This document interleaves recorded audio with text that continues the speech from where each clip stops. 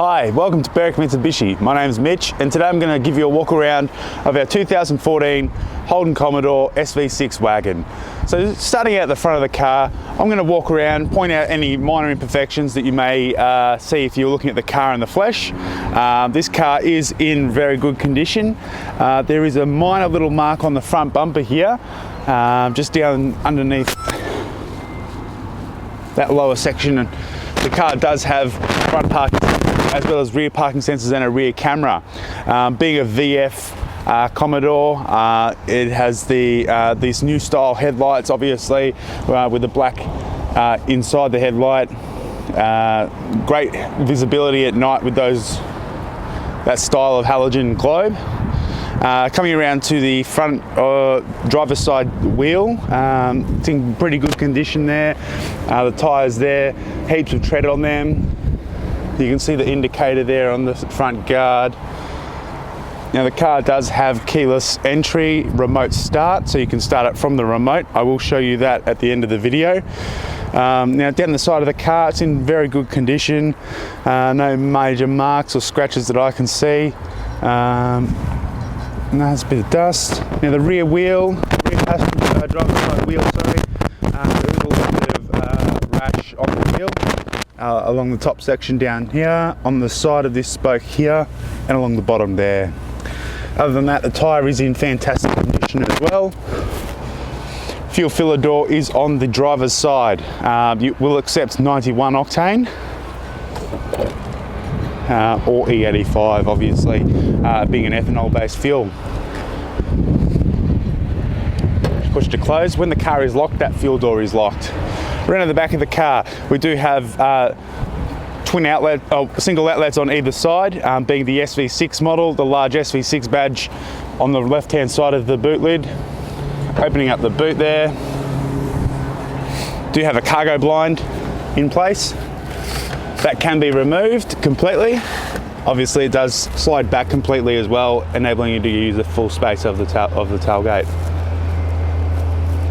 Under the partition here, we have a temporary size spare wheel and the toolkit underneath, so all ready to go. Hopefully you shouldn't need to use it.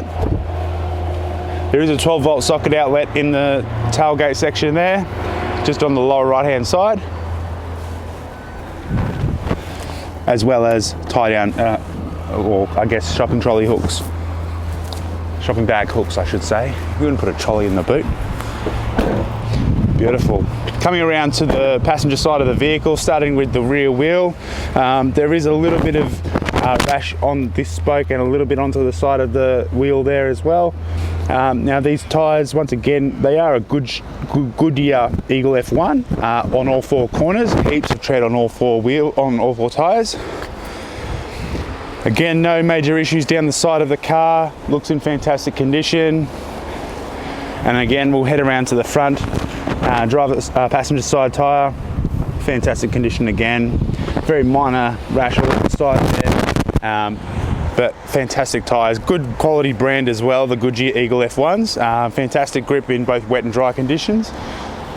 So what I'll do now is I'll open up the bonnet and I'll explain to you about the engine and some of the safety features. Here we are looking under the bonnet of the 2014 Commodore SV6 wagon. This car, being an SV6, is a 3.6 litre 6-cylinder petrol engine. It is a 71 litre fuel tank. You should average around 9.3 litres per 100 kilometres. Most people would normally get about 900 kilometres out of a tank, and that's with obviously nice sedate normal driving. The car does produce 210 kilowatts of power and 350 newton meters of torque. Fantastic car. It is P-plate approved, so it would make a perfect first car, especially with being a wagon, having the extra storage space in the boot. The car does have an 5-star ANCAP safety rating with 6 airbags, and obviously traction control, stability control, ABS, etc. Okay, now we're sitting inside the Commodore wagon. I'm going to run you through some of the features and functions of the equipment inside the cabin here, and also explain to you about the benefits of why you'd want to purchase your next vehicle from Berwick Mitsubishi. So starting on the right hand side of the car, of the interior, we've got the lower door card here, the driver's armrest. We have got your window and mirror switches, as well as the window locks. You have got door locks, and this car is programmed at the moment through the settings to lock the doors automatically when the car is moved into the drive position, which you'll be able to hear through the camera. And then back to park, and the car will unlock. That can also be overridden by the two buttons next to the driver's door handle. Now on the front fascia here, we do have your light controls. My camera person may not be able to see from there, but you do have an auto function. So auto headlights, manual high beam, but obviously just leave it in the auto position there and the lights will come on and off as they need to. Now one thing that I will point out is running across the whole console in all of the sport models for the Commodore range is this carbon fibre inlay. It is fantastic, adds a bit more sportiness and drama to the interior of the car. I quite like it, and being a glossy finish definitely exudes elegance, I guess. So the steering wheel, it is a tilt and reach, so you can put that in any position you like, and there is a tab just on the lower left hand side of the steering column to lock it into place.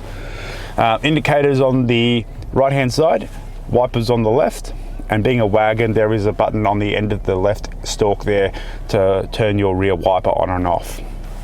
If your front wipers are active and you do select the reverse gear, the rear wiper will come on automatically. Now navigating through the trip computer in front of the driver here, in between the rev counter and the speedometer, you do access that through the indicator stalk. There is a wheel on the side you can use to cycle through the different modes and menus for that trip computer in the middle there. On the right hand side of the steering wheel, we have our audio and media and telephone controls, being answering hang-up calls, voice control, changing your source for media, as well as seeking tracks and volume. On the left hand side, we have our cruise control. Moving across from that, I'll start at the center screen here. Obviously you can see it's on the radio at the moment. Now this does have AM, FM and Bluetooth audio streaming, as well as a CD player. Auxiliary input as well, I believe, so we can have a look. AM, FM, Pandora, Stitcher, and if there is the other devices connected, it will connect that way as well. Moving below that, obviously your hazard lights, dual zone climate control, so that's fantastic. It means you can have a different temperature on the left and right hand side of the car. At the moment it's set to be controlled by the driver's side, being 27 degrees. You can see it changing on both sides. As soon as the passenger decides that they want to change their temperature, they just turn their dial and it will go to dual zone. So the passenger in this instance will have a cooler side air conditioning system to the driver's side. To bring them back into the control of the driver, you just press the zone button and it goes back to the driver's control. Obviously all of the hard buttons there. There's a 12-volt socket beneath that. A nice little storage place there for your wallet or your purse, depending on how large your purse is. Gear selector with a sport mode. So moving through, I will select reverse gear and show you the reverse camera while I do that. So the reverse camera comes up, very bright, very clear. Especially at night, it actually does a really good job of making it visible during the nighttime mode as well. Down into drive, and then we do obviously, as I did just say, have a sport mode, which allows you to drive the car in a Tiptronic manner. Moving across to sport, the car is still automatic, but then you have the option for manual mode by moving back to go up a gear or moving forward to go down a gear. Moving it back to drive returns it back to automatic. Now behind that we have our electric parking brake. Same function as a conventional handbrake. Lift up to apply the parking brake, push down to take it off. So leave it on. On the left hand side here we have our traction control, our park assist. So this car will actually park itself in a reverse parallel park, on the left hand side of the road. You push that button, you need to be driving less than 30 kilometers an hour. The car will use its sonar sensors for the park assist. And look for an empty car park. Once it finds a car park that is a safe distance between the cars that are already parked that match the size of the vehicle, the car will alert you that it has a park follow the instructions, very simple, the car will actually park itself. Behind that we have our parking sensors to turn them off completely. So should you wish to install a tow bar and do some towing, obviously if you select reverse when you've got a tow bar, a trailer attached to the tow bar, you're going to get that high pitch warning that there's something close to the back of the car, so you can just turn that off. Next we have the two cup holders, and then our central cubby bin there with auxiliary input, USB and 12 volt socket. So I'll have my camera person just pan around the car for a moment, and I'll just have a look at the service history here. Now, I do know for a fact that this car is up to date with its servicing, and the last service was done at 60,000 kilometres. I will just double check that, I'll give you the exact amount. 60,330 kilometres, and that was an intermittent service. The car currently has 60,331 kilometres on the clock. There is 4 services in the book, so it is up to date.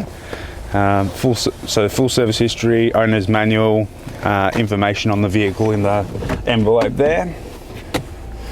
Overall, the condition of this car I would say is fantastic, like new. Once again, as I did mention before, perfect first car for someone on their Ps. It is P-plate approved, or you can, I guess, yeah, approved.